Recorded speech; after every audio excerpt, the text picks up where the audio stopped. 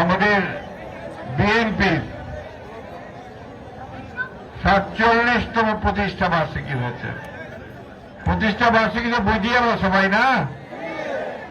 এই দিন বাংলাদেশের স্বাধীনতার ঘোষক, মুক্তিযুদ্ধের ঘোষক শহীদ প্রেসিডেন্ট জিয়াউর রহমান বাংলাদেশকে সত্যিকার অর্থে একটা সমৃদ্ধশালী গণতান্ত্রিক বাংলাদেশ হিসাবে তৈরি করবার জন্য একটি নতুন দল গঠন করেছিলেন। এই দলটির নামই হচ্ছে বাংলাদেশ জাতীয়তাবাদী দল, বিএনপি।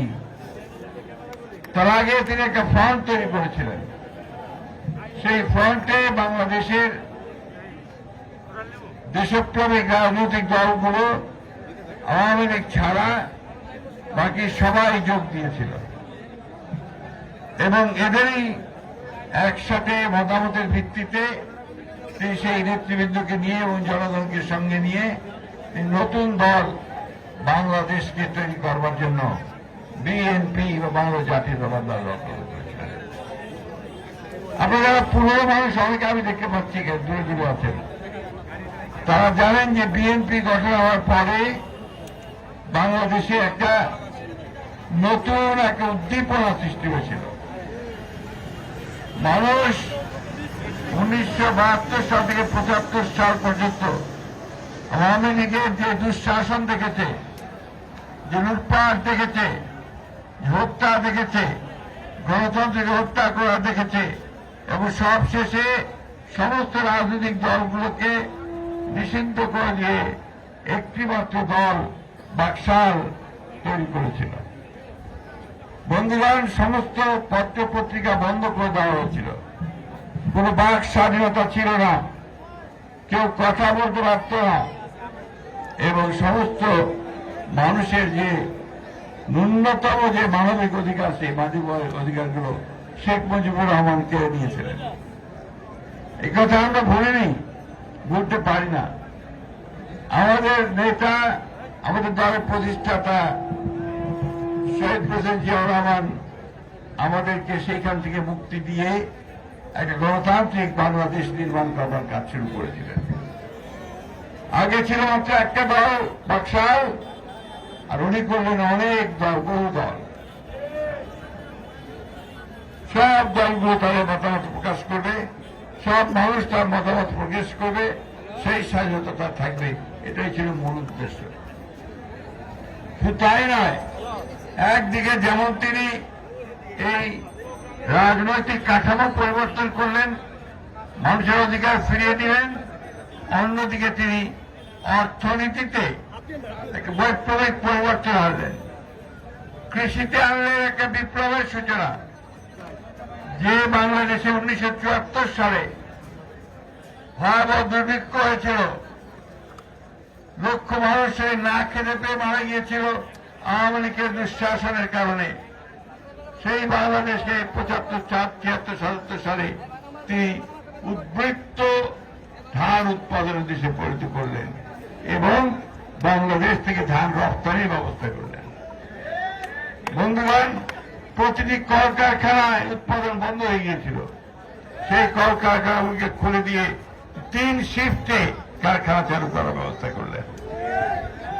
তিনি গ্রাম থেকে গ্রামান্তরে পায়ে হেঁটে খাল খনন কর্মসূচি গ্রহণ করলেন।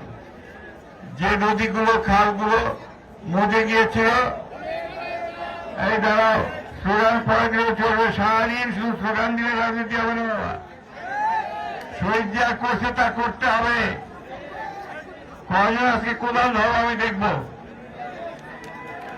দেখব যে কয়জন আজকে এই পরিষ্কার করার জন্য নামছে অটোবায়। শুধু মুখে কথা বলে আর চিৎকার করে স্লোগান দিয়ে তাহলে দিলে হবে না।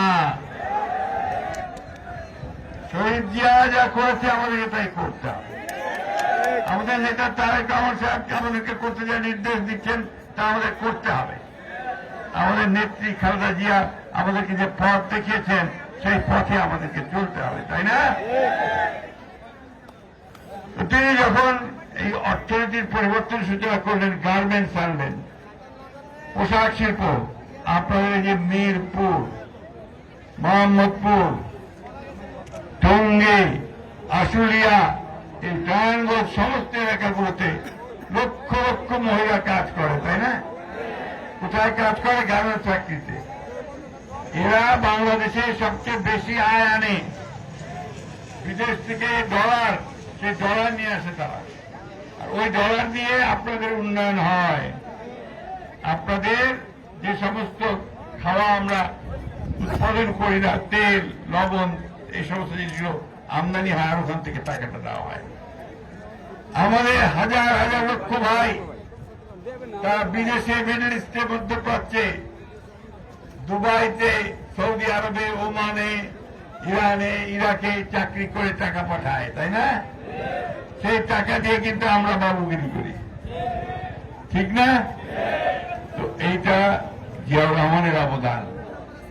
এই কাজটা করেছিলেন জিয়াউর রহমান। তিনি মানুষকে নতুন একটা স্বপ্ন দেখিয়ে কাজ শুরু করেছিলেন। ওই সময়ে শুধু দেশে নয়, বিদেশেও বাংলাদেশের মর্যাদা অনেক উপরে উঠে গিয়েছিল। বাংলাদেশকে যখন আপনার দুর্ভিক্ষে লোক মারা যেতে শুরু করলো, তখন আমেরিকার আপনার পররাষ্ট্রমন্ত্রী হেনরি কিসিঞ্জার তিনি বললেন, বাংলাদেশ একটা বটমলেস বাস্কেট, অর্থাৎ একটা তলাবিহীন ঝুড়ি। ওই ঝুড়িতে যা রাখবে সব পড়ে যাবে, সব শুধু খেয়ে চলে যায়, খেয়ে চলে যায়। আর ওদের নেতা শেখ মুজিবুর রহমান তিনি নিজেই বললেন, যেদিকে তাকাই শুধু চাকার দল। মনে আছে আপনাদের? অর্থাৎ যারা দুর্নীতি করে টাকা পয়সা সব নিয়ে চলে যায়।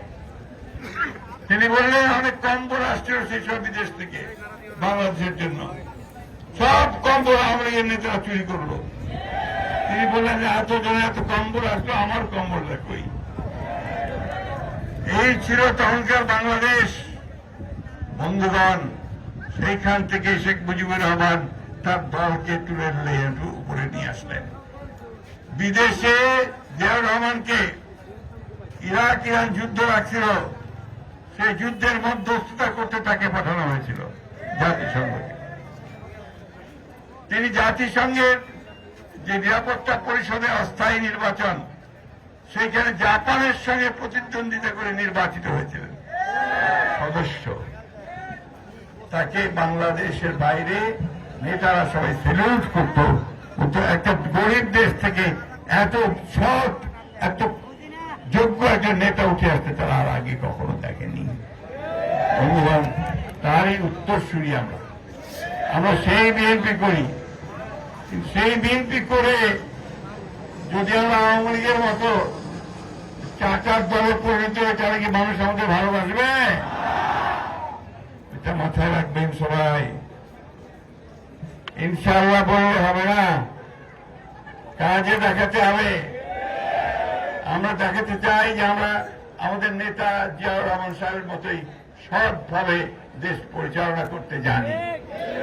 আমাদের দেখাতে হবে যে আমাদের নেত্রী, তিনি 6 বছর জেল খেটেছেন, তার প্রতি নির্মম অত্যাচার নির্যাতন করা হয়েছে, কখনো মাথা নিচু করেন নাই।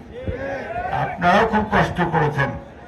60 লক্ষ মানুষের বিরুদ্ধে মিথ্যা মামলা, 20,000 লোককে হত্যা করা হয়েছে, 1700 মানুষকে গুম করা হয়েছে, আপনাদের অনেককে বাড়ি থেকে তুলে নিয়ে যাওয়া হয়েছে, আপনাদের অনেক বাড়ি ঘরে আপনারা থাকতে পারতেন না, পাড়া বদল করে থাকতেন, তাই না? সেখান থেকে আল্লাহর অশেষ রহমতে ছাত্রদের এবং আপনাদের একটা অসাধারণ একটা বিপ্লবের মধ্য দিয়ে আমরা আজকে মুক্ত হয়েছি হাসিনার হাত থেকে। হাসিনা দেশ থেকে পালাচ্ছে ঠিকই, কিন্তু শয়তানি ছাড়ে নাই। ওই ভারতে গিয়ে সে আবার শয়তানি শুরু করছে, তাই না? ওইখানে আওয়ামী লীগকে বড় উস্কায় দেয়, ছাত্রলীগকে উস্কায় দেয়, এই তোমরা গোলমাল করো, মিটিং করো, মিছিল করো, মারামারি করো, নেতাদেরকে মারো। তাই করেছে, নূরকে মারছে, তাই না? আমাদের আরেক নেতা লুৎফর ভাই, তাকেও মারছে। আপনারা সাবধান থাকবেন, যদি আপনাদের কারোর উপর হাত পড়ে, ওই আওয়ামী লীগের সেই হাত আপনারা ভেঙে দিবেন। সেই হাত মাথাটা একদম ভেঙে দিবেন। একটা কথা মনে রাখবেন, এই দাঁড়ান, 2000 শিশু, ছেলে, কিশোর, মহিলাদের রক্তে আমরা এই স্বাধীনতা পেয়েছি। এইবার 24-এ, তারও আগে 1971 সালে আমরা লক্ষ লক্ষ মানুষের রক্তের বিনিময়ে স্বাধীনতা পেয়েছি। এই দেশটা কারো দামে দাঁড়ায় নয়, তা আমাদের রক্তের উপর দিয়ে পাওয়া দেশ। সেই কারণেই শেষ রক্তবন্ধ দিয়ে হলেও আমরা আমাদের দেশের স্বাধীনতা রক্ষা করব, আমাদের সার্বভৌমত্ব রক্ষা করব। ওইখানে আমাদের কোনো আপোষ নাই। এখন আমরা সমস্ত রাজনৈতিক দলগুলো মিলে আমরা প্রফেসর ইউনূসকে দায়িত্ব দিয়েছি দেশ পরিচালনা করার, তাই না? প্রফেসর ইউনূস চেষ্টা করছেন দেশকে মোটামুটি ভাবে পরিচালনা করে একটি নির্বাচনের দিকে নিয়ে যাওয়া। উনি তো আসছেন, ওনার জন্য রাজনৈতিক কিছু করার ইচ্ছা নাই। দেশকে একটা নির্বাচন যেন সুষ্ঠুভাবে দিতে পারে, সবাই মিলে সেই চেষ্টাই করছেন।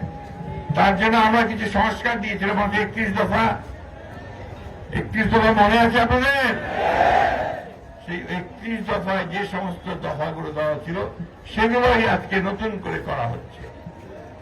আমাদের আগে একটা পার্লামেন্ট ছিল না, শুধু আপনার পার্লামেন্ট, জাতীয় সংসদ। এখন আমাদের হবে 2টা পার্লামেন্ট, অর্থাৎ নিচের হাউস একটা বলে, এটাকে লোয়ার হাউস, মানুষের ভোটে সেটা নির্বাচিত হবে, আর একটা আপার হাউস, সেইখানে দেশের বরেণ্য মানুষ যারা, যোগ্য মানুষ যারা, যারা আমাদেরকে জ্ঞানে গুণে বিজ্ঞানে আমাদেরকে সহযোগিতা করতে পারবেন, সেই সমস্ত লোকগুলোকে সেখানে নিয়ে আসার চেষ্টা করা হবে।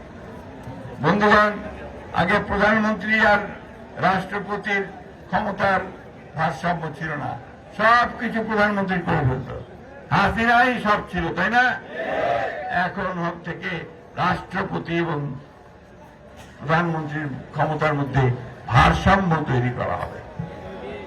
আমরা স্বাস্থ্য ব্যবস্থাকে পরিবর্তন করব, আমরা শিক্ষা ব্যবস্থাকে পরিবর্তন করব, আমরা বিচার বিভাগকে সম্পূর্ণ স্বাধীন করে দেব। আগে কি হতো, ওই সেক্রেটারিয়েট থেকে আইনমন্ত্রী বলতো যে ওরে জেলে দাও, উনি জেলে দিয়ে দিল, ওরে রিমান্ডে দাও, ওরে রিমান্ডে দিয়ে দিল, ওরে ছাইড়ে দাও, ওরে ছাইড়ে দিল, তাই না? এখন আর ওইসব হবে না। আইন যেভাবে চলে, আইন যেভাবে আছে সেইভাবে চলবে, অর্থাৎ বিচার বিভাগের স্বাধীনতা নিশ্চিত করা হবে। বন্ধুগণ, এই যে আমাদের বন্ধুরা এখানে ক্যামেরা নিয়ে দাঁড়িয়ে আছে, ওইদিকে আছে, এদিকে আছে, আগে তারা লিখতে পারত না, বলতে পারত না, দেখাতে পারত না, এখন সব পারে। ইনশাআল্লাহ আমাদের গভর্নমেন্ট আসলে আরো বেশি পারবে, কারণ এটা সূচনা করেছিলাম আমরাই, তাই না? আজকে এই খাল খনন কর্মসূচিটা আমরা কেন আনলাম এখানে? খাল পরিষ্কার, এই জন্যে আমাদের র্যালি হওয়ার কথা ছিল। তো র্যালি হলে আপনার এই রাস্তায় খুব বিরাট ভিড় হয়ে যায়, গাড়ি ঘোড়া বন্ধ হয়ে যায়, ঢাকা শহর বন্ধ হয়ে যায়, মা বোনদের কষ্ট হয়, মানুষের কষ্ট হয়। এই কথা চিন্তা করে আমাদের তারেক রহমান সাহেব বললেন যে এক কাজ করেন, ঢাকা শহরে 2টা যে অঞ্চল ইউনিট, 2 ইউনিটের 2টা খাল আপনারা বেছে নেন, যেটা আপনারা পরিষ্কার করবেন। সেইভাবে আমরা আপনাদের নেতাদেরকে বলেছি, তারা সেইভাবে আজকে এখানে আপনাদের পরিষ্কার করার জন্য ব্যবস্থা নিয়েছেন। আমার একটা অনুরোধ আছে নেতাদের কাছে, আজকে 5 মিনিটের জন্য দেখিয়ে চলে গেলে হবে না। 5 মিনিটের জন্য আমরা দেখালাম যে আমরা পরিষ্কার করতেছি, তারপরে নাই। এই খাল আমরা দেখতে চাই যে পরিষ্কার হয়েছে এবং আপনাদের নেতা কর্মীরা পরিষ্কার করছে। এইখানে বোঝা যাবে যে আপনাদের দলের প্রতি দরদ কতটা। হ্যাঁ, কি দিলে চলবে না, নেতাদেরকে আরো বেশি করে বলি। নেতারা তো খুব টুটবুট পড়ে আসছে, আজকে সবাই টুটবুট পড়ে আসছে। টুটবুটে কি খাল পরিষ্কার করা যাবে? যাবে না।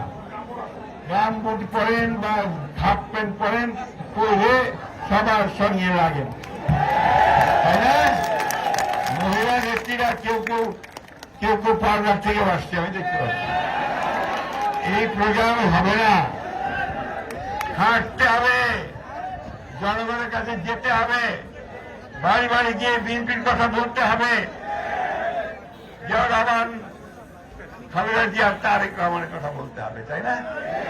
আইসেন না আপনাকেও দেখতে চাই আমি হাঁটতে দিচ্ছি ফল কাটতে দেখি, বুঝছেন? আমি কি কথাগুলো ভুল বলছি ভাই? ছাত্রদল, যুবদল, স্বেচ্ছাসেবক দল সবার আগে নেতৃত্ব নিতে হবে, তাদেরকে নেতৃত্ব নিতে হবে। আরেকটা কথা আপনাদেরকে বলে রাখি, কোন গোলযোগ কোথাও করা যাবে না। বিশেষ করে নির্বাচনগুলো হচ্ছে ছাত্র সংগঠনের, ছাত্র বিশ্ববিদ্যালয়গুলো, সেখানে যেন আমরা কোনো গোলযোগ সৃষ্টি না করি, কোথাও যেন এই বদনাম না আসে যে বিএনপি গোলযোগ। আপনার বড় দল, আপনাদের দায়িত্ব অনেক, তাই না? ইতিমধ্যে তো দায়িত্ব এসেই পড়ছে আপনাদের কাছে। পাড়ায় মহল্লায় কোন গোলযোগ করে লোকজন আপনাদের কাছেই আসে না মিটমাট করে দেওয়ার জন্য। পুলিশ ভাইরা ওই দূরে থাকে বলে আপনাদের ব্যাপার আপনারা বুঝেন। মহড়াই নাই তো, অপকর্ম করছে তো অনেক, তাই না? এখন আর অপকর্ম করতে দেওয়া যাবে না। আমরা পুলিশ ভাই সবাইকে আহ্বান জানাই, অতীতে যে খারাপ কাজ করছেন এখন দয়া করে ভালো হয়ে যান, সিধা হয়ে যান, জনগণের সঙ্গে থাকেন, তাহলে আপনাদেরকে সবাই ভালোবাসবে। বক্তব্য বাড়াবো না, রোদ্র আবার উঠছে, গরম হচ্ছে। আপনারা দয়া করে সবাই এই অংশগ্রহণ করেন কর্মসূচিতে এবং এই কর্মসূচিকে সফল করেন। এটা মনে রাখবেন যে এটা আমাদের তারেক রহমান সাহেবের প্রোগ্রাম, তাই না? কার প্রোগ্রাম? কি আমরা খাল কাটবো? জোর বলতে হতো, খাল কাটবো, পরিষ্কার করবো, পুরা পরিষ্কার করবো তো। এটা করে আমি কথা বলে আরেকটা কথা বলে শেষ করব। অনেক গুজব চারদিকে, তাই না? গুজবে কান দেবেন না, কারণ গুজবই আমাদের মধ্যে বিভ্রান্তি সৃষ্টি করার জন্য আওয়ামী লীগ ওই ভারতবর্ষ থেকে সোশ্যাল মিডিয়ার মাধ্যমে সমানে গুজব ছড়াচ্ছে। আমাদের মধ্যে কোনো বিভেদ নাই, আমাদের মধ্যে ঐক্য, সে ঐক্য নিয়ে আমরা জয় করবো ইনশাআল্লাহ। সবাইকে আজকে এই কাজ অংশগ্রহণ করার আমন্ত্রণ জানিয়ে শপথ করার জন্য এই কর্মসূচির উদ্বোধন ঘোষণা করে আমি শেষ করছি। আসসালামু আলাইকুম। বাংলাদেশ জিন্দাবাদ, বাংলাদেশ জাতীয়তাবাদী দল উত্তর জিন্দাবাদ, বিশিষ্ট বেগম খালেদা জিয়া জিন্দাবাদ, আমাদের তারেক রহমান জিন্দাবাদ।